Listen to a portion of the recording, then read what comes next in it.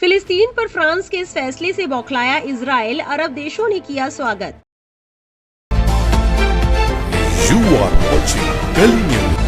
France के राष्ट्रपति ने बीते गुरुवार को फिलिस्तीन के समर्थन में एक बड़ा ऐलान किया।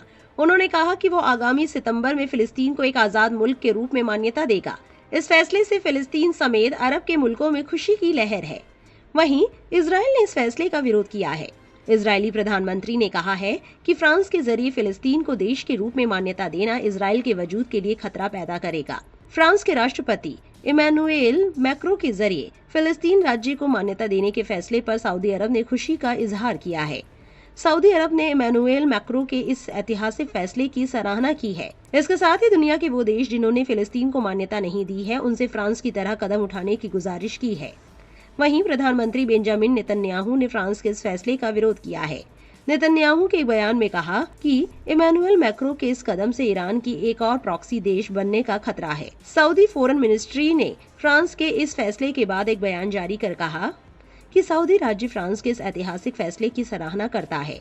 बयान में कहा गया है कि फ्रांस का ये फैसला फिलिस्तीनी लोगों के आत्मनिर्णय के अधिकार और 1967 की सीमाओं पर आधारित मुल्क का समर्थन करता है।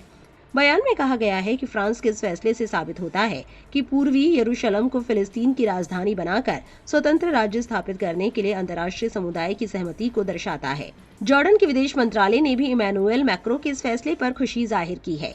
जॉर्डन के विदेश मंत्रालय के प्रवक्ता सूफियान कुदाह ने फ्रांस के इस फैसले को द्विराष्ट्र समाधान को सच में लागू करने और फिलिस्तीन पर इजरायली कब्जे को खत्म करने वाला फैसला बताया है।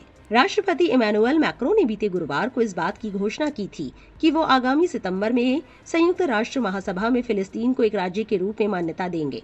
उन्होंने एक सोशल मीडिया प्लेटफॉर्म पर लिखा कि मिडिल ईस्ट में स्थायी शांति की स्थापित करने के लिए उन्होंने ये फैसला लिया है। आपको बता दें, फ्रांस फिलिस्तीन को मान्यता देने वाला सबसे बड़ा और सबसे शक्तिशाली यूरोपीय देश है।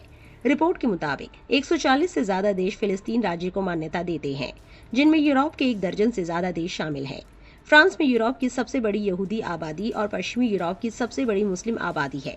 जब कभी मिडिल ईस्ट में तनाव या लड़ाई होती है तो इसका असर फ्रांस की जनता पर भी पड़ता है, जो अक्सर विरोध प्रदर्शन या तनाव के तौर पर सामने आता है। फ्रांस के इस फैसले पर आपकी क्या राय है, कमेंट में जरूर लिखें और ऐसी और वायरल खबरों के लिए हमारे चैनल से जुड़े रहें।